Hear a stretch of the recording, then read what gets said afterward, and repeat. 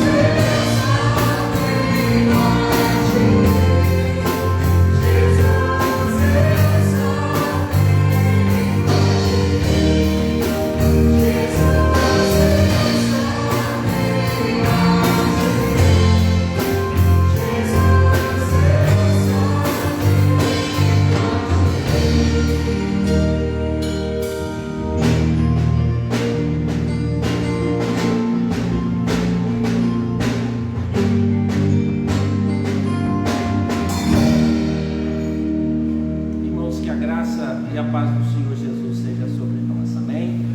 Vamos nos colocar em pé, irmãos. Nós vamos abrir a palavra do Senhor em Colossenses, capítulo 1, do verso 13 até o verso de número 23.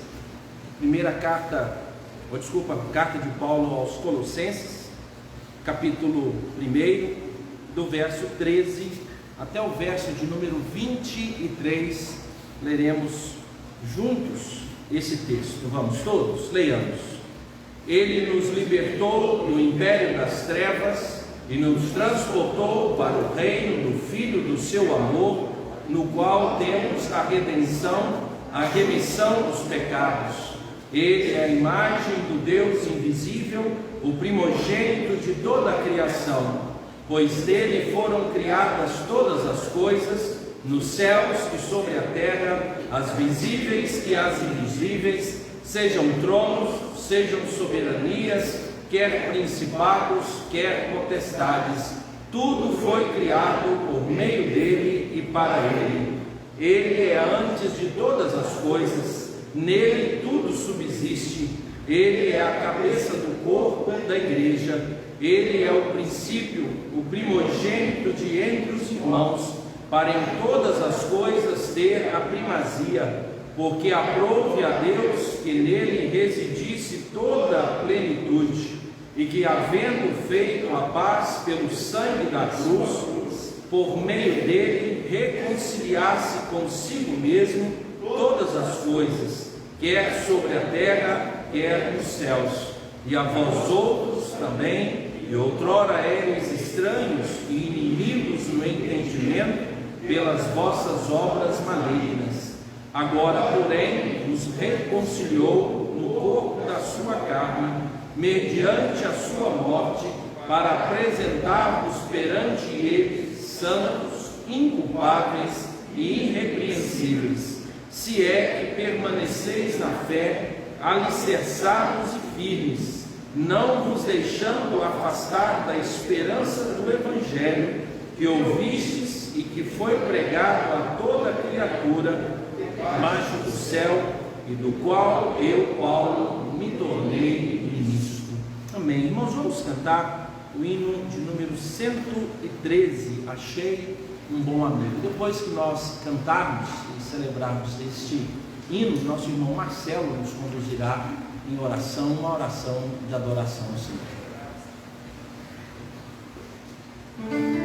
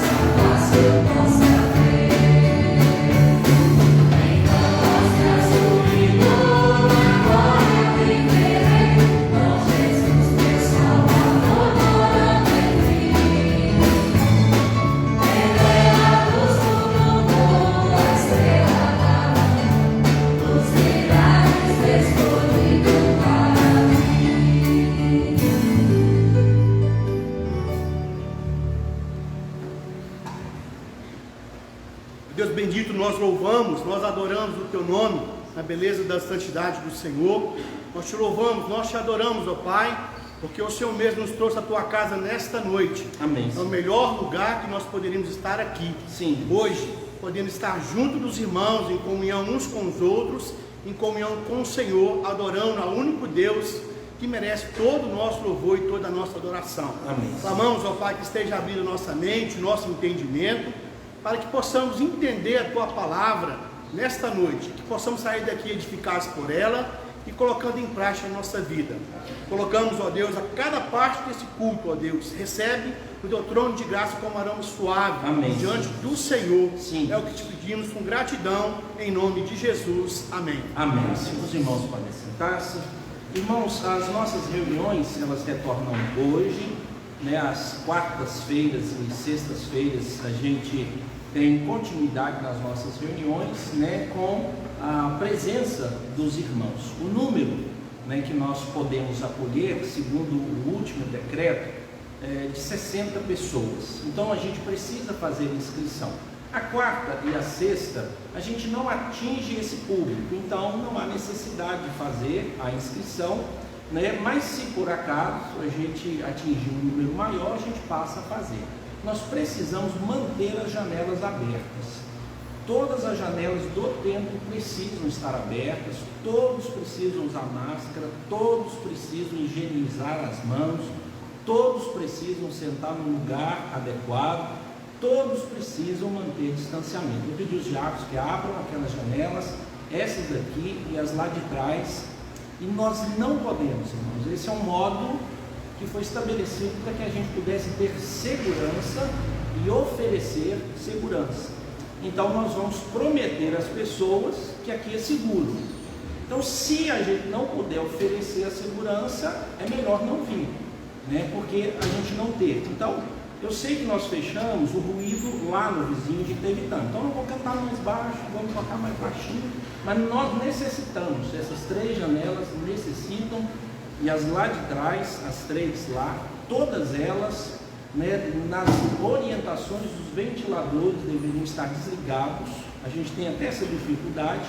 A gente deu uma boa notícia hoje cedo, o padrão elétrico já está instalado, só se ele voltar. Essa semana a gente está olhando as questões do ar-condicionado, então a gente vai ter um clima melhor daqui a uns dias, se Deus quiser. Mas nesse momento, irmãos, devido às grandes preocupações minha, mas eu gostaria muito que a junta diaconal sempre entendesse isso, o conselho, o pessoal da música, quem vem participar, ou seja, todas as pessoas que aqui estiverem, contribuírem para a gente poder ficar tranquilo. Senão eu serei o primeiro a não vir, tá? Então a segurança, ela é para todos, em responsabilidade de todos, tá joia? Para a gente poder fazer isso e fazer em paz, muito tranquilo, muito tranquilo. Pastor, existem 1000 ideias sobre isso, é verdade. Só que a que nós adotamos é a que nós temos no nosso município. E é o município quem diz como é que nós vamos agir. Vocês já viram que nós perdemos lá no STF, né? Quem sabe uma hora muda, né, um outro momento, mas nesse momento a gente vai caminhar assim, tá joia? Independente de ideias ou posições políticas, mas é assim, tá bom, irmãos, que nós vamos caminhar tranquilo, tá joia? Vamos nos preparar para participar da ceia do Senhor, abrindo as nossas Bíblias em 1 Coríntios, capítulo de número 11, nós leremos do verso 23 até o verso de número 33, esse é o texto clássico de orientação sobre a ceia. Existem 4 outros textos que estão no Novo Testamento também, que são os evangelhos. O Senhor Jesus fala da instituição da ceia. E aqui existe uma reafirmação da ceia, com um texto mais crescido e uma narrativa do apóstolo Paulo. O povo de Corinto, eles tinham uma festa, chamada Festa Ágape.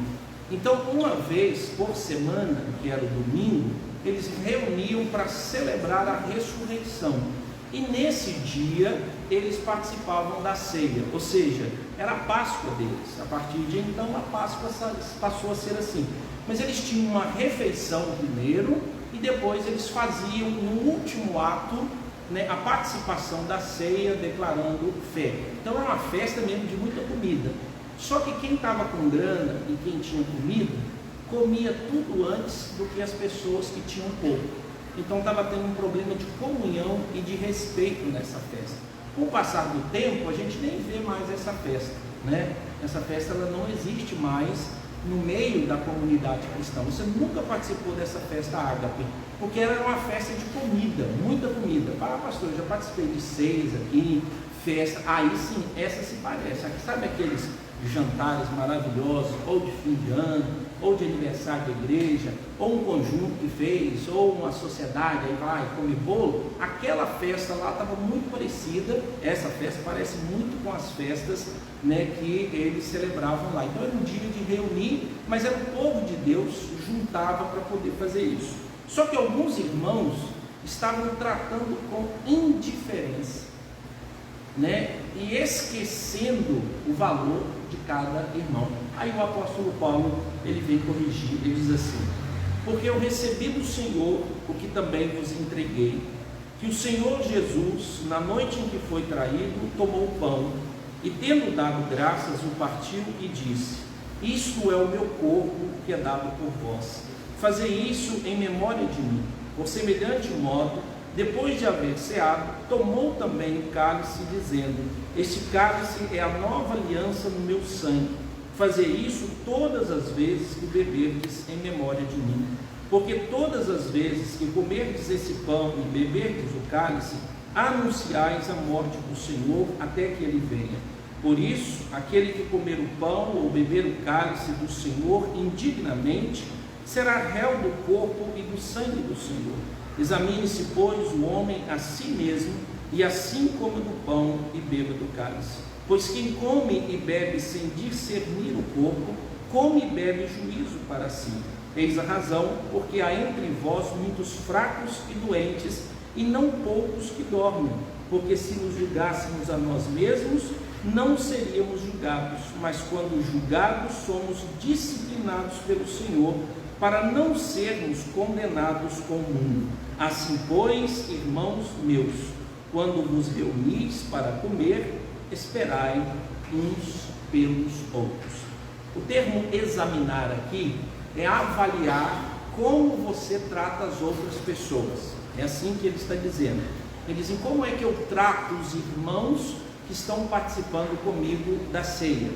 E não é uma confissão, que é comum a gente chamar as pessoas para esse momento assim: então confesse sobre sua vida, como é que ela está, né? Esse termo passou a ser usado para que a gente pudesse fazer um exame de consciência da nossa relação com Cristo. Mas primariamente ele diz: examine se você está julgando o seu irmão. Mas em vez de você julgar o seu irmão, julgue a você. Examine-se a si mesmo e então participe. Ou seja, não examine o irmão, não julgue o irmão, julgue você. Porque se nós fôssemos responsáveis suficientes para nos julgarmos, nós não ficaríamos olhando e desprezando os irmãos. Mas esse termo ele tomou uma proporção tão grande que nos ajuda agora a examinar sobre a nossa vida com Cristo. Então a gente aproveita esse momento para ver como é que está a nossa vida com Cristo, se necessita confessar pecados, e então participe. E aí nós somos convocados à participação. Feche teus olhos, ore ao Senhor, fale com Deus sobre a sua vida, sobre os seus sentimentos, as suas dificuldades, as suas limitações, e prepare-se para participar da ceia do Senhor. Depois de um tempo de oração pessoal, eu estarei orando, e em seguida eu convido os presbíteros para estarem aqui à frente para a gente ministrar a ceia do Senhor.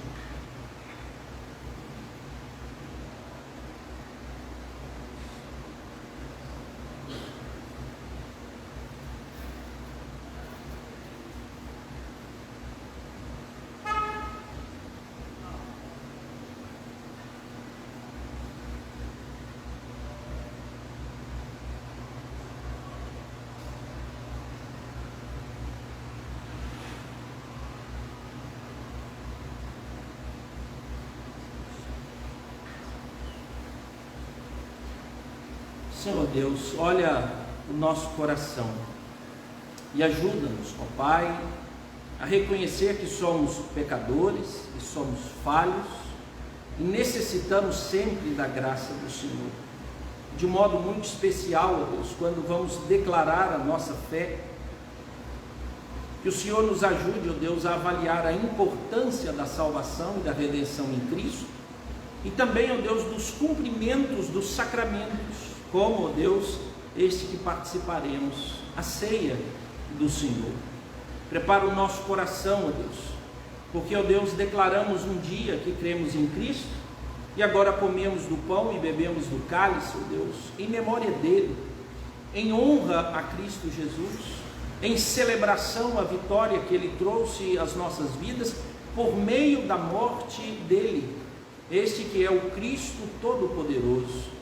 Tenha misericórdia das nossas vidas, ó Deus, nos sustente, e que a participação da ceia seja sempre um ânimo a mais ao nosso coração, aguardando a manifestação maior, que é o retorno de Cristo, e onde participaremos da bodas do Cordeiro. Ó Deus, consagra os elementos que serão tomados por nós, em nome de Jesus nós oramos, amém. Amém. Convido os presbíteros que possam estar aqui à frente, pedir o nosso irmão Zé Neves que conduz ali, preparando os elementos. Irmãos, a palavra do Senhor que acabamos de ler diz que na noite, em que o Senhor foi traído, ele deu graças, ele agradeceu o alimento. Depois dele ter dado graças, ele pegou o pão, partiu e entregou aos seus discípulos, dizendo: isto é o meu corpo partido em favor de vós. Depois que eles comeram, o Senhor Jesus tomou o cálice em uma de suas mãos, entregou aos seus discípulos e disse: este é o sangue da nova aliança derramado no meu sangue. E aí então nós encontramos Cristo Jesus sendo aquele que deve ser lembrado sempre. A Páscoa era assim. Então você tinha que fazer o cerimonial da Páscoa uma vez por ano, para que pudesse lembrar da libertação que houve no Egito. Agora nós não participamos de Páscoa, nós não temos a Páscoa judaica. Agora nós temos a Páscoa cristã, que é chamada de mesa do Senhor, a ceia do Senhor, o cálice do Senhor. Não é nem Santa Ceia, tá? Esse termo não existe lá no texto bíblico. Nós é que tentamos santificar elementos. Então o santo banco, o santo microfone, o santo varão, a santa música, essas expressões não existem, mas a gente a chama de ceia do Senhor. É um momento em que comemos em memória de Cristo Jesus. Aqueles irmãos que estão aptos a participar, no momento da distribuição, querem ficar de pé. Faremos do mesmo modo. Você vai receber 2 cálices, um com pão, um com o vinho. Você pega, assenta, participa e deixa o cálice no banco para depois ser recolhido. Que Deus nos abençoe e ministre aos nossos corações.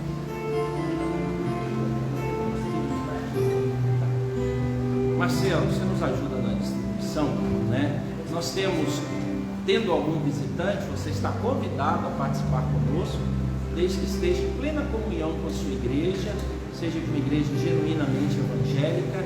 Participe conosco na paz do Senhor.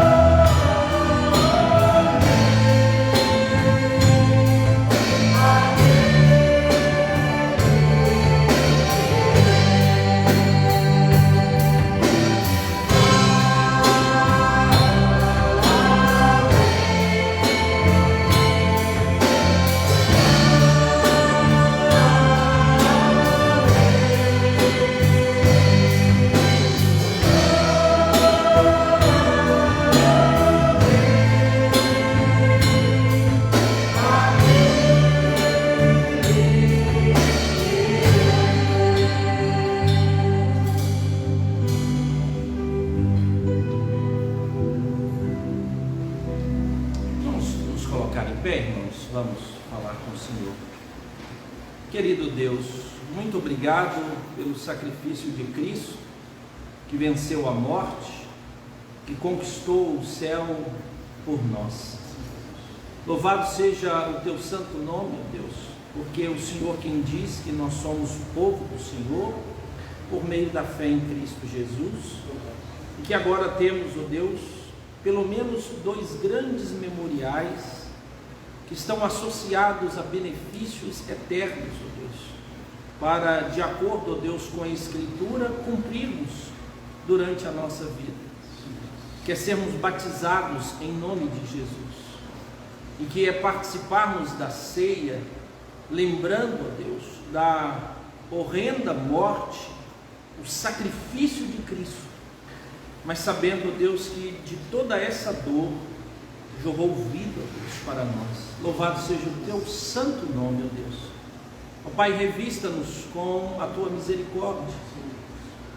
Coloque no nosso coração sempre um desejo, ó Deus, de fazer a tua vontade e vivermos para a honra e glória do teu santo nome. Graças te damos pela salvação em Cristo Jesus. Em nome dele que nós oramos. Amém, Senhor. Amém. Os irmãos podem sentar-se. Agradeço aos presbíteros. Vamos continuar, irmãos, louvando o nome do Senhor.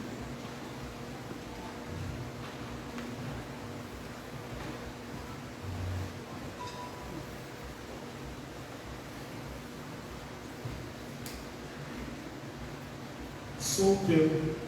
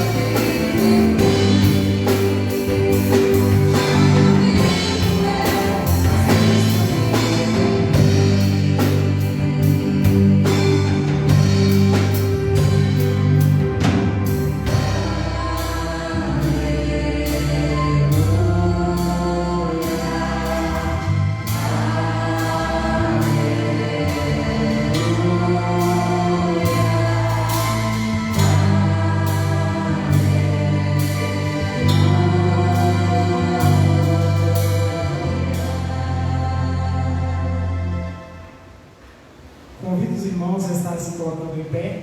Vamos estar cantando o cântico Deus, somente Deus.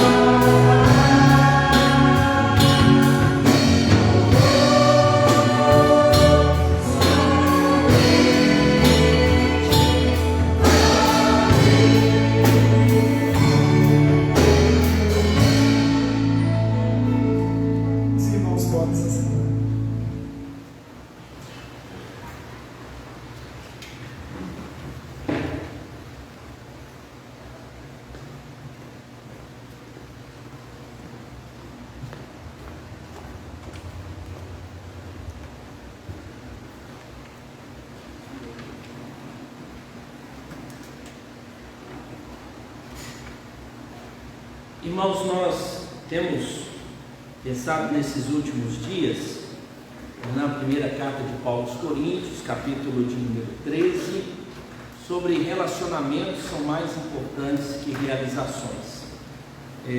Para mim tem sido extremamente útil, porque a gente tem um foco e isso vai contribuindo, para algumas transformações na nossa vida.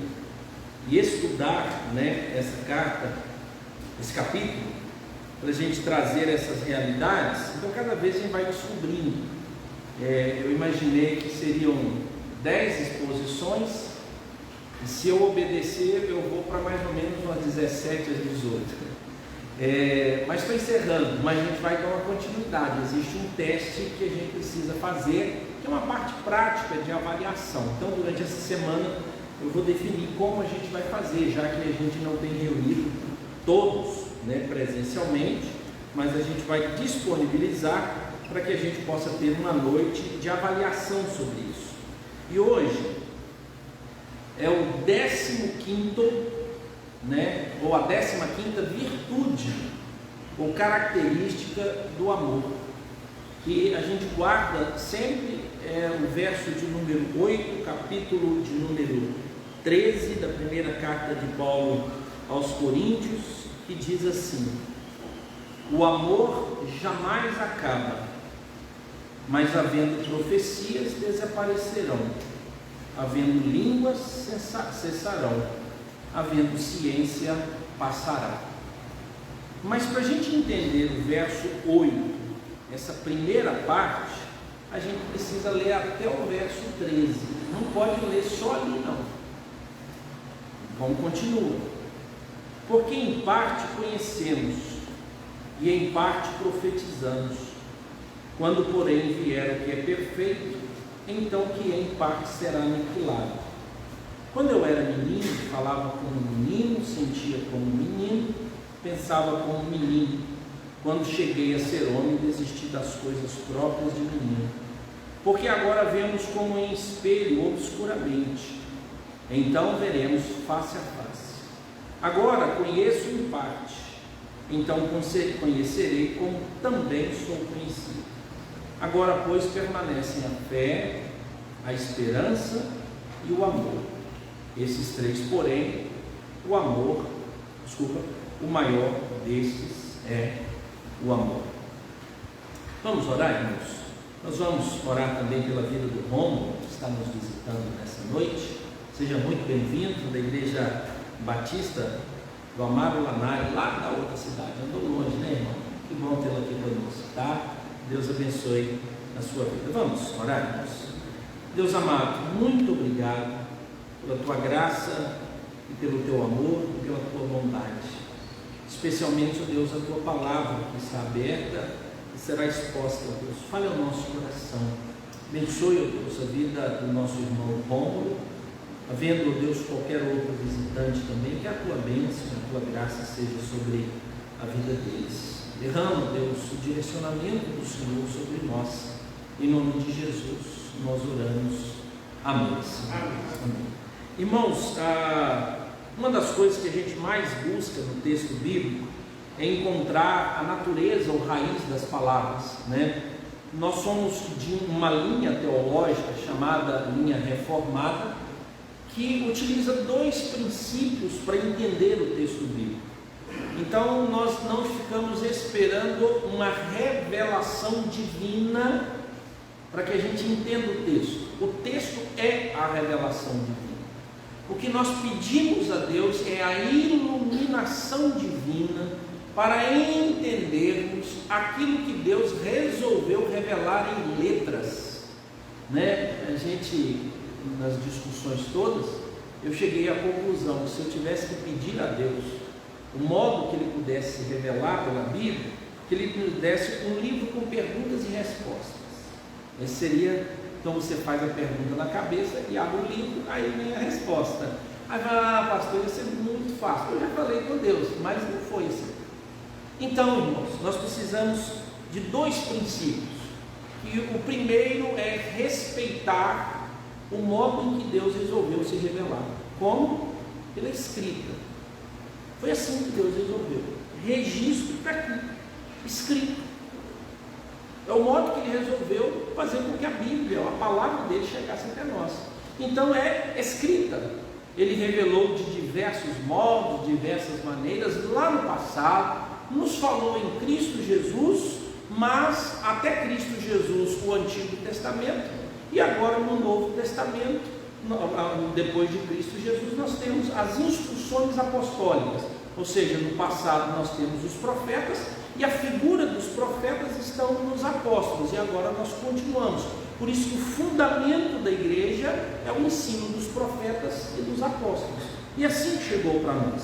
Então a primeira coisa que a gente luta é para entender a língua, que é a língua grega, né? É a língua original. Então a gente vai buscar isso para poder entender as traduções, ou melhor, entender o que Deus quis falar. E é por obra do Espírito, mas já não é mais revelação, agora é iluminação. Então a Escritura se auto-interpreta. Então, para a salvação, irmãos, a Escritura nos é suficiente. Ou seja, a gente olha para a Escritura, leitura simples, leitura diária, leitura básica, isso nos é suficiente para a salvação. Mas Deus resolveu aprofundar o ensino sobre a realidade dele. E aí então, a leitura simples, a leitura livre, a leitura matinal, diária, ela precisa ser melhorada. Aí a Bíblia manda a gente o quê? Investigar. E aí a gente precisa então respeitar dois princípios. O primeiro é a gramática.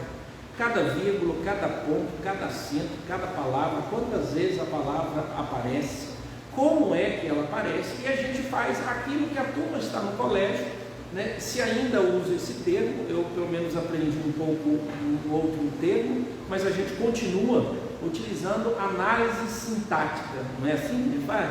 Vai lá ver. Só que na análise sintática, às vezes nós não fazemos análise morfológica, de onde veio a palavra. Então eu amo dicionários morfológicos. Um dia, papai, eu vou dar um presente para o pastor, dá um carro, né? Que aí eu compro um dicionário morfológico, que é mais barato. Então o dicionário morfológico, eu vou lá e eu descubro de onde vem, né? Eu achei interessante o dia que eu expliquei que de onde vem o termo bisbilhoteiro, né? Vem do som de bis. Você tem um somzinho assim, um cochichando na orelha do outro, já viu na hora do culto? Vamos ter de máscara agora, o cara tem que cochichar, não dá, e faz mímica, e a mulher, não estou entendendo nada, você para, aí a gente escuta. Ela falou, deu um grito. Então, bisbilhoteiro é aquele que fica falando no ouvido dos outros para poder arrancar informação. Então, as palavras, elas são necessárias e a gente precisa entender. Então, a análise morfológica, de onde veio a palavra, quantas vezes ela é utilizada, onde ela aparece no texto, qual é o contexto que está, é fundamental. E o segundo é o conceito histórico.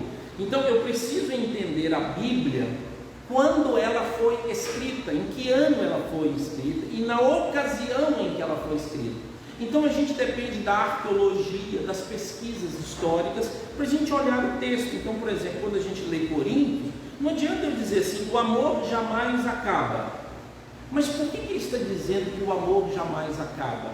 E aí então o contexto histórico, o contexto primário, o contexto secundário, a própria carta vai dizer isso para nós. Então nós precisamos estar atentos, pedindo a iluminação do Espírito Santo, para que enquanto a gente ora e labuta, né, então é para orar e trabalhar, a gente precisa ler o texto, olhar atrás. Quanto mais a gente conhecer isso, irmãos, não acontece o que se ouve por aí, a letra mata, mas o Espírito vivifica. Irmãos, se o problema de ler a letra é um problema de morte espiritual, Deus errou na revelação, porque Ele nos entregou o quê? A letra. Ele tinha que falar livremente, e cada um ouvia. Ele não fez isso, Ele não faz isso. A revelação dele se manifesta agora pela letra, mas preste atenção, o problema não é a letra, é a interpretação do versículo da letra que está errada. Quando a Bíblia diz que o Espírito vivifica, mas a letra mata, ele está dizendo, se você viver pela prática das obras, em obediência aos mandamentos, está morto, porque você é incapaz de cumprir a letra, você é incapaz de cumprir os mandamentos, então morre. A letra mata, mas o Espírito faz o quê? Vivifica, ou seja, o Espírito vem por obra do Espírito, é graça. Então nós vivemos pela graça e não pela letra. Por isso então a turma do Antigo Testamento sofria, e quando Cristo Jesus vem e o apóstolo Paulo explica, ele diz, viva pela graça e não pela letra, porque você é incapaz de cumprir a letra. Então presta atenção, não é porque você estuda, tá? Então é muito comum os estudiosos da Escritura, quando eles falam assim, ó irmãos, porque essa palavra no grego, aí todo mundo, já vem, mandou Jesus, deixou o Espírito Santo, não deixa Deus mais falar. Não, irmão, nós estamos lendo o texto. Imagina assim, qual a pessoa que mais errou no Novo Testamento quando ensinou as igrejas? Foi o apóstolo Paulo, porque ele fez o quê? Mandou letra. Está vendo que não é a letra, não é o texto que é o problema é interpretar o texto da letra errada, aquele texto lá interpretado errado. Então o apóstolo Paulo manda cartas, e ele fala em nome de Deus por meio de cartas, ou seja, por escrito. Então não despreze a escrita, Deus se manifestou por sua escrita, foi assim, e ele escolheu esses homens, os inspirou e eles escreveram. E chegou até nós. A outra ideia é achar que a Bíblia no papel é mais importante do que no digital. Naquele tempo, as pessoas, para carregar uma Bíblia ou o Antigo Testamento, eles tinham que carregar livros enormes que daria essa altura, com folhas dessa largura. Ninguém tinha dinheiro para pegar em Bíblia. Então, irmãos, quando no meu celular, que eu esqueço que é celular e é um computador, eu tenho 21 versões da Bíblia, 9 das brasileiras reconhecidas, eu digo assim, Lutero ficaria com inveja de mim. Que Lutero traduziu a Bíblia para o alemão, para uma língua, para um texto que não existia, e ele ajudou a reformular a língua. E aí então, qual foi, o software que Lutero utilizou para poder guardar a Bíblia? Foram pergaminhos, papéis que traça comia com maior facilidade. Hoje nós temos um acesso digital muito mais tranquilo. Você manda versículo bíblico, já viu no grupo, você não aguenta mais ler os versículos bíblicos? Das tias que mandam 6 horas da manhã, bom dia, Deus é meu escudo, fortaleza. Aí esse grupo vai rodando, e depois você começa a perceber que a turma está mandando, você fala assim, já não aguento mais. O povo não tinha esse acesso, nós temos. Então, quanto mais você mirar no texto, se eu quero entender esse texto, você vai precisar estudar um pouco mais. Então, essa é a realidade. Então, estudando, irmãos, a gente vai buscando. Por exemplo, eu gastei um bom tempo em compreender o que a palavra acaba significa. E aí eu fui lendo. Sabe qual é a conclusão? Que a palavra acaba é acaba mesmo. E todo mundo entende.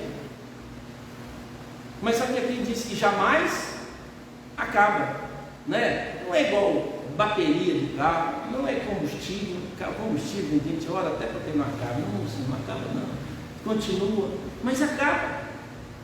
Então todas as coisas, elas chegam ao fim, elas são perenes, elas são de perecer, perdão. E aí os tradutores, tentando nos ajudar, eles então colocam textos para palavras sinônimas que nos ajudam. Por exemplo, alguém traduziu assim: o amor permanecerá. É diferente do jamais acaba. O jamais acaba busca o negativo, enquanto aqui está no positivo. O outro é valor duradouro, ou seja, valor que não acaba. A palavra que aparece aqui, ela seria literalmente traduzida assim: não cai.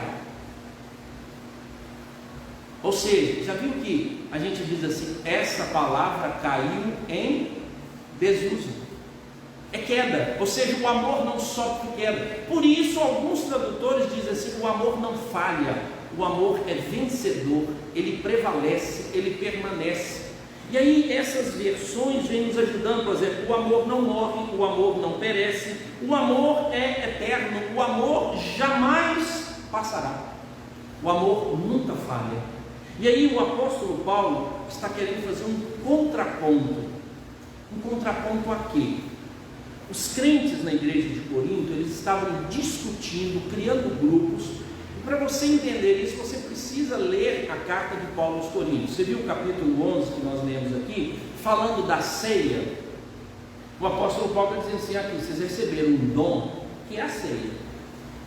Vocês receberam algo maravilhoso, mas o que vocês estão fazendo para a ceia? Vocês não estão compreendendo, mas o problema de vocês não é o modo que vocês agem na ceia. O problema de vocês é que vocês não têm amor. É isso. Se vocês tivessem amor, o comportamento de vocês na cena melhoraria. O problema de vocês não é casamento. E eu estou sabendo aí que tem um rapaz que está tendo um caso com a madrasta dele. O problema de vocês não é adultério, fornicação, não é prostituição, não é lacinha. O problema de vocês é falta de amor. Esse filho não ama o pai dele. E essa mulher não ama o marido que tem. Ela não se importa com a sociedade, não importa. Ah, sim, estou sabendo também que o irmão levou o outro no cartório lá e está processando. Parece que ele pegou um dinheiro emprestado, o cara não está com dinheiro, começou a pagar, um negócio assim, vendeu um carro e tal, mas assim, o problema de vocês não é dinheiro. O problema de vocês não é conflito. O problema de vocês é que vocês não se amam. Isso é isso que ele está falando. Eles receberam tantas coisas, vão administrar mal. Ele fala assim, também estou sabendo que aí tem um grupo que pertence a Paulo, aos nomes, Paulo, Pedro, Jesus e Apolo. São 4 homens gigantes. Jesus é o super, né? Então você ficaria em qual lado, qual grupo? Eu lembro que a gente fez uma eleição para uma sala de escola dominical, numa das igrejas, quando eu era seminarista, e aí para definir. E aí então, os 2 nomes, né? Era Joia de Cristo e Ovelhinhas de Jesus. E aí então veio a votação e Ovelhinha de Jesus ganhou, né? E aí então alguém fez a defesa, uma criança, eu preferia Joia de Cristo. Aí o outro lá perguntou, não, eu prefiro a Ovelhinha de Jesus. E aí a gente queria saber do que as crianças e tudo mais, né? Ela disse, não, porque ovelhinha é o nome certo nosso, ninguém aqui é joia, minha mãe vende joia, minha mãe faz joia. E aí então essas joias enferrujam, foi a defesa da criança, querendo encontrar um nome mais apropriado. E assim também, de vez em quando a gente discute, um quer ser mais espiritual que o outro. Se você fosse escolher o líder, qual líder você escolheria nessa igreja? Eles estavam escolhendo líderes lá, eles criaram um grupo. Aí o apóstolo Paulo falou assim, não tem problema nenhum existir grupo entre vocês. Olha para você ver o pensamento do apóstolo Paulo, é assustador, irmão, porque a gente prega o contrário. É até bom, sabe por quê? Quando existem grupos, ou seja, divergência de pensamento, aqueles que são maduros e aqueles que estão corretos sobressaem e a gente começa a saber o que as pessoas pensam, é verdade.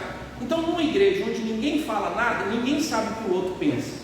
Mas quando todos resolvem emitir um parecer, daí a pouco fala assim, não, tem uma heresia brava, misericórdia, esse aqui não tem comportamento cristão, não, olha o pensamento dele. E aí a gente descobre só assim, mas se todo mundo estiver calado, ninguém tiver relação, então o apóstolo Paulo falou assim, não tem problema ter panela na igreja, ela não pode ter tampa. Você pode sair de um grupo ou outro, você pode ter associação, você pode gostar. Por exemplo, imagine se o pessoal do louvor resolvesse tomar o lugar da junta diagonal. Pelo menos ele ia trabalhar cantando, né? Mas eles estão ocupados. Imagine só se o diabo resolvesse vir aqui para ver cantar. Tem uns de diabo que é top e tudo mais, mas por que eles iam ficar de lá e dizer, irmão, dá licença aqui? Mas cada um tem função. Então as panelas ou os grupos que existem, eles existem naturalmente por aproximação. Imagine só se alguém dissesse assim, o Senhor Jesus criou uma panela e tinha 3 amigos, eu odiava aquilo. Era Bartolomeu nem abate, sabia que tem a Bartolomeu, sabe, né? Tem Bartolomeu, que eu disse, já ouviu alguma história sobre Bartolomeu? Nenhuma. Mas você estuda a história de Pedro. Imagina se Bartolomeu fala assim, Jesus, sou um vigarista. O senhor fala para a gente ser amigo de todo mundo, sou mais amigo de Pedro, sou mais com Pedro, Tiago, João, eles têm mais experiência com o senhor e eu estou mais distante. Imagine se houvesse essa realidade. O Senhor Jesus tinha 3 amigos, Marta, Maria e Lázaro. O Senhor Jesus chorou por um amigo dele, chamado Lázaro. Imagina os outros dizendo, minha sogra morreu lá, você não chorou. Não há outra narrativa de choro por alguém do Senhor Jesus. Imagine, porque existem também as afinidades, e nós sabemos disso. Mas o apóstolo Paulo diz, o problema de vocês não é vocês pensarem, o problema de vocês é vocês não amarem, porque vocês não conseguem nem respeitar quem é divergente, quem é diferente. Vocês estão com ódio. O que vocês estão fazendo com a igreja? Vocês estão acabando com ela, porque vocês resolveram puxar um para um lado, para o outro, para o outro, para o outro.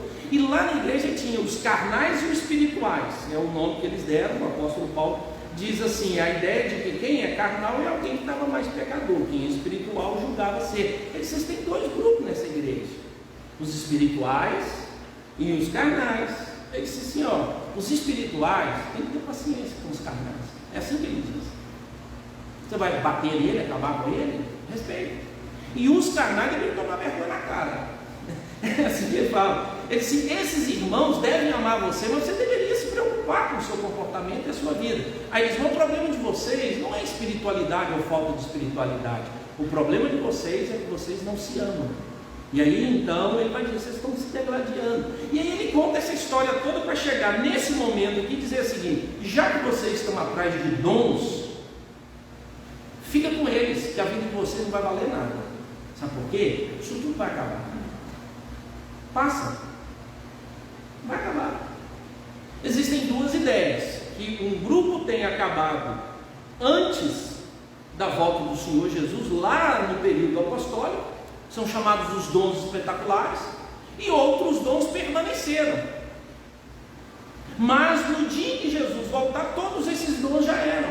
Então, se vocês estão discutindo sobre quem tem o melhor dom, vocês deveriam baixar a bola e saber qual é o dom excelente. O dom excelente é o amor. Não importa se você canta, se fala em língua, se profetiza, nada disso. Existem três coisas que regem a vida cristã: fé, esperança e amor. Essas três coisas tem que ter na sua vida. O dom foi Deus quem te deu, então eu não devo discutir com o dom que Deus te deu. Eu só devo recebê-lo e você deve usá-lo. E você não deve usar para você, pois toda vez que você usa o dom para você, ele não vale nada, ele não tem sentido. Imagina eu pregar para mim mesmo, não tem valor. Eu falar em línguas para mim mesmo, por isso que ele diz, olha, é melhor falar a língua que todo mundo entende. Mas se você ora para si em línguas e ninguém interpreta, não tem ninguém, então cala a boca, é melhor você ficar calado. Por quê? Porque o dom foi dado para serviço e não para satisfação própria. Então, se você tem o dom da generosidade, a sua generosidade é doar para você, você é avarento. Ou você doa com a ideia de que todo mundo saiba que você fez alguma coisa. Não adianta. Se você tem o dom da oração e junto com o dom da oração você acha que você é a pessoa mais espetacular e todo mundo tem que afluir até você, porque a oração do outro irmão não é contagiante, não tem a linguagem que você tem, ou seja, você é o pior para usar o dom. O dom é sempre para beneficiar outras pessoas. Por isso, na nossa interpretação sobre aquele que ora em línguas, ora a si ou ora ao Senhor, e ele mesmo é beneficiado, o apóstolo Paulo está usando uma ironia. Ele diz, se você ora em línguas e ninguém entende, essa é a explicação, e você então fala para o Senhor, ou seja, não é oração em línguas, porque a língua vem com o objetivo de evangelização, a profecia para os crentes, a língua para os não crentes. Ou seja, se você utiliza o dom de língua e ninguém compreende o que você está falando, inútil, não tem significado. Então é melhor você o que? Se resignar. E aí ele estava discutindo isso. O contexto histórico, irmãos, nos fala isso. Por isso que é importante olharmos para a Escritura com essas intenções. Isso nos ajuda a entender essas realidades. Do que o apóstolo Paulo está falando então, pastor? Ele está dizendo de que todos os dons e benefícios que Deus tem nos dado, especialmente dons, existe algo que vai permanecer, por isso nós devemos valorizá-lo. Ele chama de caminho excelente. E esse caminho excelente é o amor. Por isso ele diz, o amor jamais acaba. Então, se você tem que escolher alguma coisa, não escolha aí então colocar os dons como mais importante, porque senão você que tem o dom de profetizar vai achar que é mais importante do que quem tem o dom de línguas.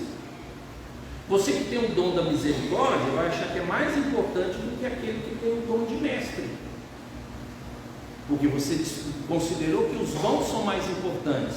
Mas qual é o dom mais importante? Falar em línguas, profetizar, ser mestre, ser pastor, ser apóstolo, tudo isso vai passar. Nós vamos chegar num momento onde isso nem será contado, a gente não precisa mais. Por quê? Porque nós estaremos face a face com aquele que é o doador dos dons. E agora então nós atingiremos um nível de perfeição e serviço a Deus que vai ser muito tranquilo. A igreja não vai precisar mais, irmãos, daquilo que ela precisa na terra. O que a igreja precisa na terra? Que é um dos papéis, é o amadurecimento. E os dons estão para isso, para fortalecimento, para direcionamento. Então, por exemplo, no céu, eu não vou precisar do dom de misericórdia, porque ninguém vai sofrer lá, gente. É só por isso. No céu, eu não preciso de fé. Por quê? Porque já realizou. Olha. O que é fé? É a esperança de que alguma coisa vai acontecer. É a firmeza de que alguma coisa é real. Então, por exemplo, fé é acreditar que Deus existe. Acreditar que Deus existe é fé. Quando eu estiver no céu, eu preciso de fé? Eu não preciso. Ele fala, você não precisa do dom da profecia. Você não precisa do dom da oração. Mas como assim? Não é. A sua oração é para glorificar a Deus, para que o reino dele venha e se estabeleça. Esse é o nosso objetivo. Aí o outro, pastor, pedir que as bênçãos dele venham. Aí eu estou no céu, eu falo, oh Deus, que o reino do Senhor se estabeleça. Ô meu amigo, não sei a oração sua. Aí Senhor, o Senhor está aqui? Ah, eu estou conversando, então eu não preciso da oração, porque eu vou ter agora comunicação direta. Oração, irmãos, é pedido. A intercessão, eu não tenho por quem ou para quem interceder por alguém, porque todas as coisas já foram realizadas. Mas a única coisa que o apóstolo Paulo está dizendo que vai permanecer é o quê? O amor. Alguns dizem que é porque Deus é amor. Então essa a estrutura da eternidade da ideia do amor cristão. Então esse amor que Deus quer que nós tenhamos, Ele já derramou sobre nós. Ele diz, nós só amamos porque Deus nos amou primeiro. Então Deus criou condição de nós amarmos. Mas se não fosse por isso, não teríamos essa condição. Nós não teríamos condição de amar do modo que o apóstolo Paulo está falando, porque ele está falando da realidade da igreja. E aí então, irmãos, eu digo assim, e como é que é a vida de amar? Nesses dias todos a gente falou sobre o que é o amor, o que não é o amor, e hoje nós fomos assim aos pícaros, né, do tudo, ao exagero do que é amar. Só que aí ele pula e diz, mas o amor jamais acaba. Não desista, eu tenho que olhar para o amor de modo maravilhoso. Aí diz assim, mas o que é o amor? O que o texto bíblico diz para mim que é o amor? Abra a sua Bíblia, na segunda carta de João, só verso de número 6, segunda carta de João,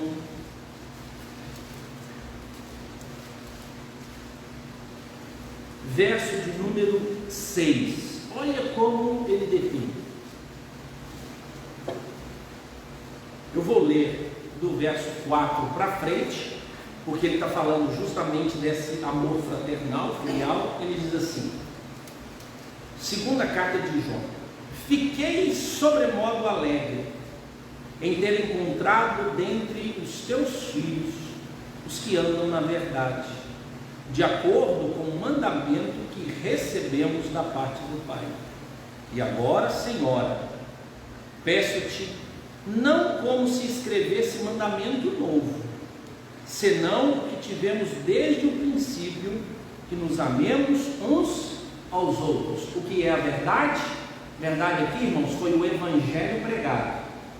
A ideia de que Cristo Jesus morreu na cruz e ressuscitou em carne e osso. Essa era a mensagem do apóstolo João. Só que o verso 6 ele explica o que é o amor. Aí ele vai e diz, e o amor é este, que andemos segundo os seus mandamentos. Esse mandamento, como ouvistes desde o princípio, que é, andeis nesse amor. O que é o amor? Amai-vos uns aos outros, como eu vos amei. Então, se você quiser entender do amor de Deus e o amor que Deus espera de nós, é assim. É esse amor que não acaba. Ou seja, a coisa mais importante na sua vida não são os seus diplomas, não são os seus casamentos, o seu casamento, não são as suas faculdades, não são os seus depósitos, não é a empresa para onde você trabalha, não é o que você possui. A coisa mais importante na nossa vida é amar, é o bom relacionamento com as pessoas, é viver segundo a verdade que Cristo trouxe. E existe uma construção enorme sobre essa ideia de que o amor permanece. Então, na escola da vida, a melhor coisa a fazer é treinar a amar. Mas preste atenção, nós treinamos odiar. E temos uma dificuldade enorme de treinar o amor. Sabe por quê, irmãos? Eu vejo assim, olha, ninguém fala assim, eu odeio aquela pessoa, nossa, eu não suporto isso, odiar alguém. Alguém diz para você assim, você tem que amar, rapaz, é difícil demais amar as pessoas, que coisa horrível. Nós não reclamamos de odiar com a mesma intensidade de amar. A gente acha até que é hipocrisia quando alguém fala em amor, mas quando alguém fala em ódio, é isso mesmo, tem que ter ódio mesmo, tem que ter raiva. A gente autentica a ideia da raiva e do ódio, tanto que a gente processa, tanto que a gente se vinga, tanto que a gente faz plano, e a gente sempre está dizendo, você vai ver. Mas quando fala do ódio, da raiva, da vingança, as pessoas aplaudem. Assim, é isso mesmo. Eu utilizei aqui as expressões de mídia. Quais são os programas que mais dão ibope? É o de perdão? É o de reconciliação? Não. É o quebra-pau, tem violência, que chama mais atenção. Aí você vai pegar uns filmes assim, água com açúcar, esse filme é chato demais. Mas não, você queria lá tipo advogado do diabo, não. Tem vingança, tem ódio, tem sangue. Irmãos, o amor é o fundamento da existência, porque Deus é amor, é por isso. Deus é amor. Então o amor jamais acaba, porque Deus semeou esse princípio. E nós deveríamos então viver consistentemente o amor, mas não é fácil. É a parte difícil. Tanto que de manhã eu falei que Cristo Jesus, Ele mesmo sabe disso. Porque quando os religiosos perguntaram a ele qual é o resumo da lei, ele respondeu. Ele perguntou assim, qual é o maior mandamento? Ele disse, o maior mandamento é amar a Deus e aqueles adjetivos todos. E ele diz, e um mandamento semelhante a esse é amar o teu próximo como a ti mesmo. Numa conversa com os discípulos, ele vai alterar essa informação. Ele conversa com os discípulos dizendo assim, se vocês se amarem, as pessoas verão quem vocês são e acreditarão que vocês são meus discípulos. Só que nesse mesmo contexto, o Senhor Jesus disse assim, ame o teu próximo como eu vos amei. Quando ele vai lá lavar os pés dos discípulos, e ele se ajoelha e ele lava, e ele termina, assim como eu fiz com vocês, façam com os outros. Ou seja, o Senhor Jesus, Ele mesmo declara a nossa limitação e dificuldade de amar. Hoje à tarde, eu falei assim, eu tenho que pregar um sermão, pelo menos fechar essa série sobre eu encontro dificuldade de amar, porque um dia eu fui maltratado. Imagine só o tanto de mulher que deve ter aqui, que tem uma raiva guardada no coração dos seus maridos. E alguém diz, ama, e ela conta assim, a pessoa não sabe o que ele faz comigo. Como é que eu posso amar um crápula desse? Essas pessoas precisam de cura. Pastor, mas ela já tem um remédio, é o Evangelho. Ótimo. Mas elas ainda não conseguiram se conectar e se libertar por meio desse Evangelho. Elas precisam ser acompanhadas, discipuladas para que elas possam obter cura dos seus sentimentos, que impede as suas atitudes. Quantos homens aqui têm dificuldades enormes de demonstrar amor aos filhos, aos amigos, à esposa, porque eles foram muito maltratados no passado. Ele não aprendeu a amar, ele não aprendeu a respeitar, e talvez ele tenha aprendido que a ofensa é a marca do macho, a violência é a marca do macho.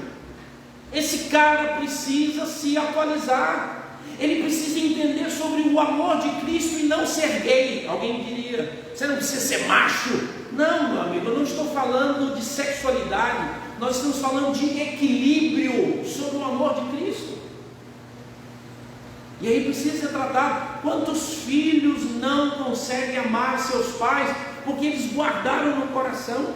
Aí eu tenho que encontrar, eu tenho que ver como é que Cristo Jesus pode afetar o meu sentimento, porque a minha atitude, Ele já determinou que eu tenho que ser. Por isso que de manhã eu falei que Deus não nos chamou para ser felizes, Deus nos chama para glorificar o nome dEle. Aí então eu encontro o sentido da felicidade, e às vezes a gente precisa fazer isso.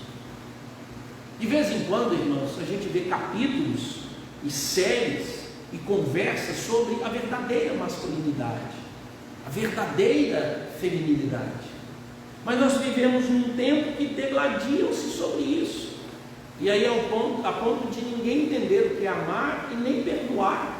Homens de verdade, servos do Senhor, mas que eles não conseguem abrir para o amor, porque eles acham que isso não é prática de macho. Então, uma leitura totalmente errada. Na verdade, ele não recebeu uma educação para que pudesse demonstrar esse amor. E aí então ele descobre que toda violência no trânsito, na rua, no trabalho, na igreja e em casa é a melhor forma de ser homem. O índice, irmão, de violência. Mas por quê? Essas pessoas precisam ser orientadas. Estão profundamente machucadas. Mas ele vai querer respeitar a sociedade, viver segundo a sociedade. E ele não vai querer o amor. Sabe por quê? Porque a ideia do amor é que ele cede demais. Ele vai preferir, então, a ideia da violência. Irmãos, o amor, ele é tão profundo e tão sério, e ele não faz parte da nossa agenda primária. Nossa agenda primária estão as nossas conquistas. Lembre-se, muitos homens saem às suas batalhas, sangram no trabalho, e o objetivo deles é dar o sustento amoroso, ou melhor, dar o sustento à sua família. E ele consegue então trabalhar 14, 15, 20 horas por dia. Eu sou de Valadares e eu acompanhei uma pesquisa de 50 mulheres que os maridos foram para os Estados Unidos e lá encontraram amantes e mudaram o endereço de casamento. 50 mulheres, 50. Todas elas perderam o casamento. Mas olha, todas elas entenderam que o marido deveria ir para que pudesse dar um futuro melhor para a família e para os filhos. Ou seja, nós sentimos muito mais afeto, sentimento, mais hombridade, mais segurança quando possuímos bens. Por isso, pelo menos um casal, 16 anos, o cara nos Estados Unidos e a mulher aqui. 16 anos. E ela chegou perto de mim e disse: pastor, eu quero pedir um divórcio do meu marido. Eu disse: por quê? Tem 16 anos que ele foi. Todos os dias eu peço ele para voltar. E nenhum dia ele tem interesse de que eu vá. 16 anos. Mas o que ele disse, pastor? Eu perguntei o que ele disse. Ele disse que está lá para fazer o futuro. Ou seja, a filha, quando ele saiu, a esposa estava com 2 meses de gravidez. Então a única filha que ele deu tudo, ele não viu nascer, ele não educou, mas ele é um homem feliz. Qual é a frase, irmãos, nós homens, e a sociedade diz: formei meus filhos, cuidei dos meus filhos. Mas agora presta atenção, Bill Hybels, um grande empresário, herança da família, ele é pastor de uma das maiores igrejas do mundo, e ele tem um projeto em mais de 75 países no mundo. Só que no Brasil são mais de 60 projetos. E ele diz: todo mundo que é bem sucedido no trabalho está devendo em casa. Horário de trabalho, o tanto que trabalha, mas vale o sacrifício. Dificilmente, irmãos, o tema nosso vai ser: eu sou bem sucedido porque eu amo, eu sou bem sucedido porque eu respeito, mas eu sou bem sucedido. Qual é o alvo da sua vida? Ganhar dinheiro e dar estabilidade para a minha família. Mas a gente sabe que essa estabilidade tem um preço. As horas para poder construir isso, deixar, tanto é que muitos, quando retornam para casa, é insuportável estar em casa. Mas a gente precisa, pastor, mas a gente precisa do dinheiro. Eu não tenho dúvida nenhuma. Mas só qual é o alvo da nossa vida? Qual é a expectativa que nós carregamos? É de que ser bem sucedido é possuir, é ter coisas e não ser. O Senhor Jesus, ele deixou muito claro de que a nossa declaração de fé deveria ser confrontada com o amor que nós temos. Nas liturgias da igreja, na história da igreja, no conhecimento teológico, são duas palavras. Uma chama-se ortodoxia, fala da doutrina, em que nós temos. Qual é a nossa fé? A outra palavra chama-se ortopraxia, ou seja, a prática. Orto é de correção, então ortodontia, ortopedia, correto. Então, doxa é palavra, louvor, ou seja, a quem eu adoro, declaro minha fé. Prática, né, ou pratiques, ou prax, significa minha prática. Só que o Senhor Jesus diz assim: não adianta você declarar que a sua ortodoxia foi certa, mas a sua ortopraxia está errada. Isso quer dizer que quando você tem ortopraxia errada, é porque você não baseou corretamente na sua fé. Mas as duas andam juntas, doutrina e prática. Tanto que as pessoas, quando chegaram perto do Senhor Jesus, e dizem: olha a nossa ortodoxia, expulsando demônio, se ele é pentecostal. Lemos a Bíblia, se ele é tradicional, né? Vai nessa negócio. Fizemos novena, se ele é católico. Ao Senhor Jesus: eu não conheço vocês. Não, o senhor estava lá na igreja, estava lá todo dia, eu acreditava no senhor, preguei o seu nome, falei o seu nome. Ele disse: sim, mas quando eu tive fome, você não me deu de comer. Quando eu tive sede, você não me deu de beber.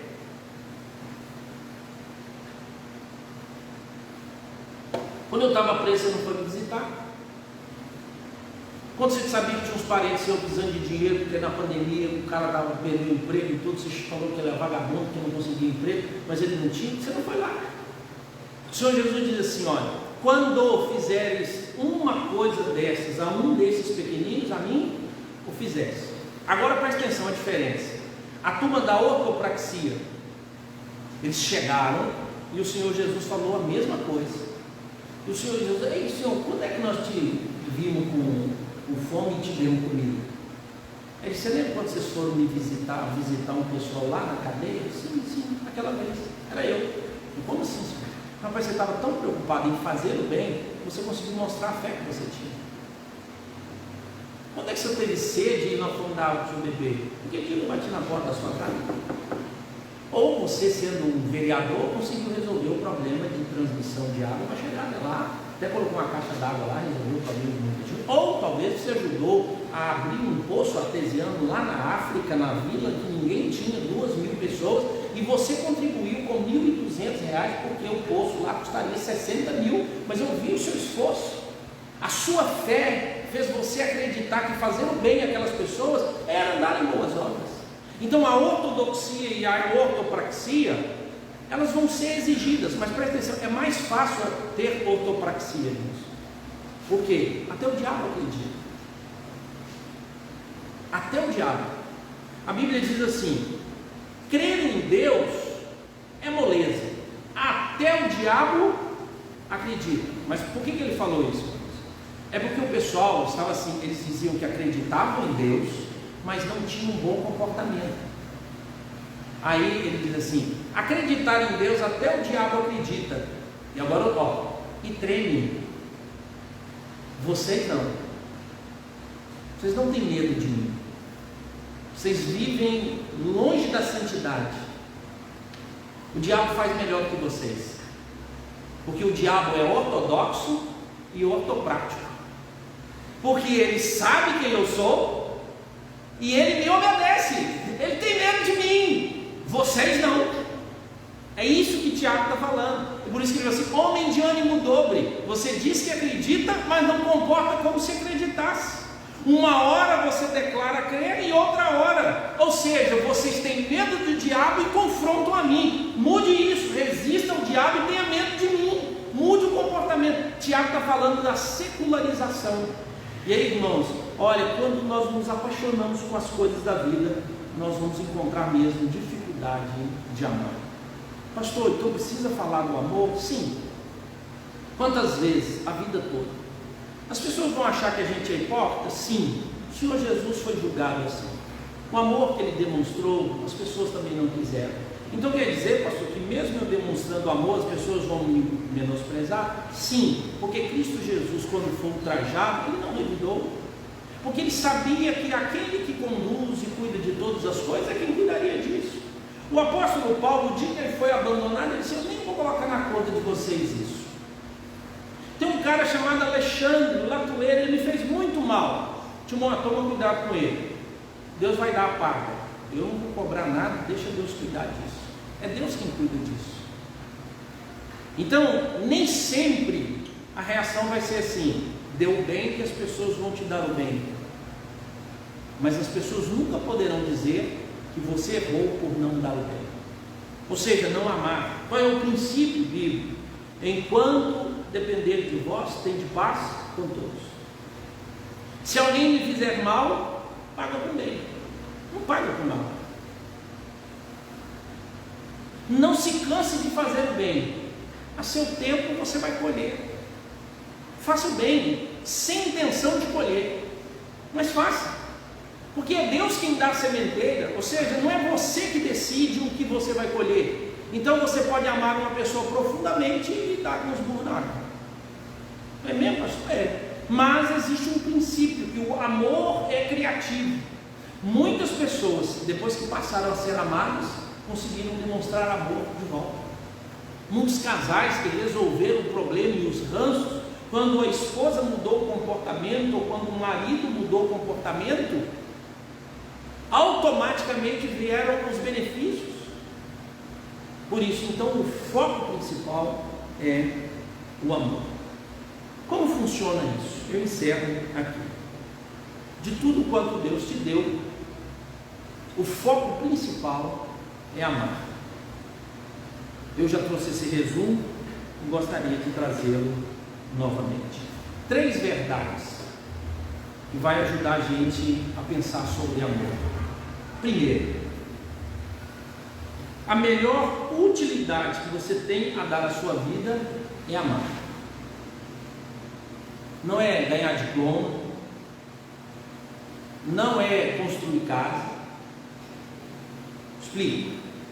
Quando alguém morre ou está moribundo lá no hospital, vocês têm acompanhado aí o que os hospitais fizeram? Eles levaram tablets para que as pessoas enfermas que estavam lá, com o sentimento de que morreriam, para comunicar com as pessoas que estavam fora, com o sentimento da morte, nenhum deles pediu: você poderia filmar o apartamento que eu comprei lá no Cidade Nova, que está quase acabando para mim, e mandar? Os enfermeiros, os médicos, eles estão relatando as confissões que aconteceram nas UTIs. A maioria das pessoas não querem ver o saldo. E olha, irmãos, que muita gente que esteve internada está devendo 400, 500 mil de internação. Um diazinho de UTI, 4 mil reais. Mas eles não olharam para o saldo. Quem está do lado de fora diz: a gente vende tudo, mas trata do meu filho, trata do meu esposo. Sabe, irmãos, na hora da morte, a gente não conta bens, a gente pede pessoas para virem se despedir da gente. E nós, por mais que tenhamos as coisas, desfaça de tudo para poder trazer a vida de volta. Por quê, irmãos? Na hora da morte, a gente é espremido para demonstrar que relacionamento é importante. Às vezes nós lutamos e discutimos por causa de bens, e só na ausência que a gente diz: era muito mais valioso do que tudo o que eu possuo. Então, a validade, ou a coisa mais valiosa, ou a melhor utilidade que se pode dar à vida é amar, porque o amor é para sempre, porque seremos avaliados pelo amor de Deus, pelo amor que demonstramos. Preste atenção, nós seremos avaliados pelo comportamento que tivemos a partir da fé que declaramos. Segundo, a melhor expressão de amor é tempo, é relacionamento. Os nossos filhos, os nossos cônjuges, os nossos parentes, os nossos amigos, eles têm muito claro, primeiro, que tempo é a coisa mais valiosa que nós temos na vida. Todo mundo recebe igual, mas nem todo mundo lucra igual. Então depende de como você utiliza o seu tempo, e aí você então vai produzir.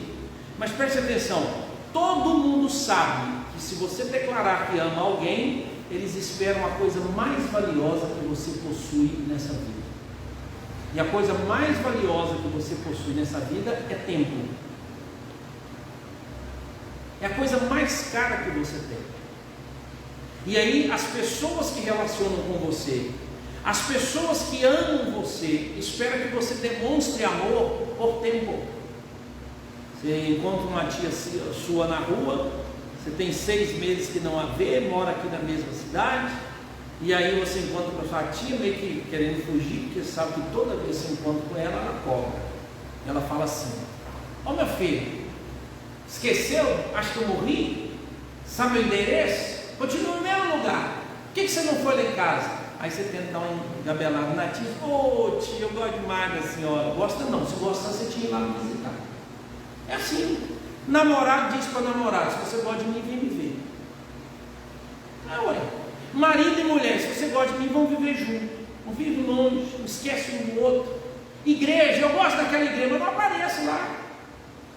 Eu amo a Deus, mas não me relaciono com Ele. Então a única coisa que as pessoas esperam para a gente provar que as amam é tempo. Então qual é a coisa mais valiosa que você tem para dar às pessoas? É o seu tempo. Então se você falar assim: qual é a coisa preciosa que eu possuo? T-E-M-P-O, tempo. E esse tempo você vai administrar, você vai conseguir fazer isso. Mas agora, irmãos, talvez seja a ideia mais dura. Qual é o melhor momento para a gente amar? Se a coisa mais útil na vida é amar, e se a melhor expressão de amar é tempo ou relacionamento, qual é o melhor momento para a gente amar? Preste atenção. Existe um monte de gente aqui que daria tudo para ter pai, mãe, tio, esposa, marido de volta. Sim, tem umas pessoas que são ruins mesmo. É igual o rei Joás. Morreu sem deixar de si saudade. Eu sei de óbitos que trouxe paz a famílias. Nós vamos falar de pessoas naturais, pessoas normais. Então eu tenho grande lembrança da minha mãe. 1992, dia 23 de maio, 6 horas da manhã, 5 horas da manhã, eu me despedi da minha mãe. E só recebi às 8 horas a informação de que ela estava morta. Durante 2 anos eu acompanhei ela num câncer, dentro de casa, com toda dificuldade. O último ano foi mais difícil. Hoje, eu tento buscar na memória, vamos dizer que eu tinha 16 anos de idade, 16 para 17, eu fico assim, vontade de ter claramente a imagem da minha mãe de volta. Vontade de deitar no colo dela, dar um abraço, pedir perdão pelas coisas que eu fiz. E eu lembro que aquilo que mais me impacta é quando eu lembro do meu casamento, de quem eu sou hoje e dos filhos que tenho, que eu gostaria de apresentar a ela. E eu falo assim, Deus, não tem mais essa oportunidade. Então eu pude amar a minha mãe até aquele dia e aquela hora. Dar a ela, junto com meu pai, um velório respeitoso. Acabou, irmãos. Acabou. Eu não consigo mais fazer nada por ela. Eu não consigo abraçar. Eu não consigo demonstrar relacionamentos de amor. Então preste atenção, as oportunidades passarão. Por isso o melhor momento para amar é agora, porque amanhã pode ser muito tarde. Eu preciso aproveitar essas oportunidades. E preste, já que eu vou ser julgado pelo quanto eu amei, morto eu não sou julgado, morto eu não amo, nem amo a Deus, não posso mais expressar isso, mas eu faço parte de um amor eterno de Deus. Eu não consigo cantar, eu não vou mais louvar, não vou ter essa expressão junto com aqueles que vivem aqui, e é aqui que eu devo expressar isso. Nós nunca sabemos. No período em que minha mãe estava enferma, né, eu me lembro que a gente ficava preocupado com ela. Meu avô e minha tia faleceram, todo mundo olhando para minha mãe, todo mundo olhando para minha mãe. Daí a pouco meu avô e minha tia faleceram, e aí, gente, eu não estava nem pensando.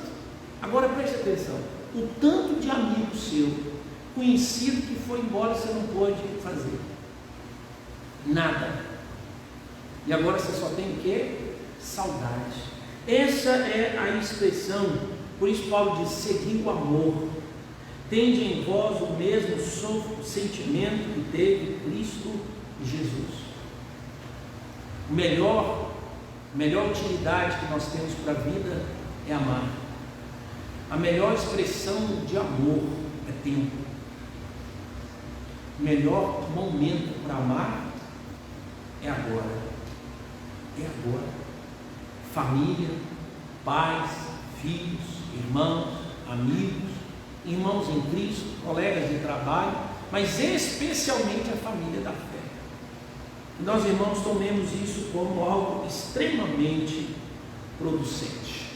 Abra sua Bíblia, convido você a ficar de pé em Gálatas, capítulo 5, verso de número 6. Convido os irmãos da música que vão nos conduzir aqui. Gálatas, capítulo de número 5. Esse aqui é o resumo do amor. Joia? E a gente continua falando do tema. Gálatas, capítulo 5, verso 6. Diz assim: porque em Cristo Jesus nem a circuncisão, nem a incircuncisão tem valor algum, mas a fé que atua, não é a fé não, tá, irmão? É a fé que atua pelo amor. 5:14, vamos juntos? Todos lá? Eu vou ler o 13 e 14, vai ficar mais fácil. Vamos juntos, leiamos. Porque vós, irmãos, fostes chamados à liberdade, porém não useis da liberdade para dar ocasião à carne, sede antes servos uns dos outros pelo amor, porque toda lei se cumpre em um só preceito, a saber, amarás o teu próximo como a ti mesmo. Olha o verso 15, isso que é bom. Se vós, porém, os odeis e devorais uns aos outros, Vede que não seja mutuamente. Reino dividido não subsiste. Deus amado, muito obrigado pela tua palavra. Ajuda-nos a entender essas questões do amor. Não é fácil. Sabemos que o amor exige de nós sacrifício, exige de nós dor, mas produz profundo peso de glória, porque sabemos que estamos fazendo a tua vontade. E o Senhor, ó Deus, nos conhece por meio das obras que praticamos. Ó Deus, que a nossa fé atue por meio do amor, porque o amor jamais acaba. O amor vence, o amor prospera, o amor nunca faltará. Sabemos que o amor é guardar os teus mandamentos, e a tua palavra diz que nós devemos amar o próximo como a nós mesmos, mas também diz que nós devemos amar o próximo como Cristo nos amou. Ó Deus, ajuda-nos a responder honestamente. Será que na nossa vida relacionamentos são mais importantes do que realizações? Em nome de Jesus nós oramos. Amém. E que a graça do Senhor Jesus e o amor de Deus, o nosso Pai, e as ternas consolações do Espírito Santo de Deus repouse sobre vós, amados irmãos, e sobre todo o povo de Deus espalhado pela face da terra, agora e pelos séculos dos séculos. Amém e amém.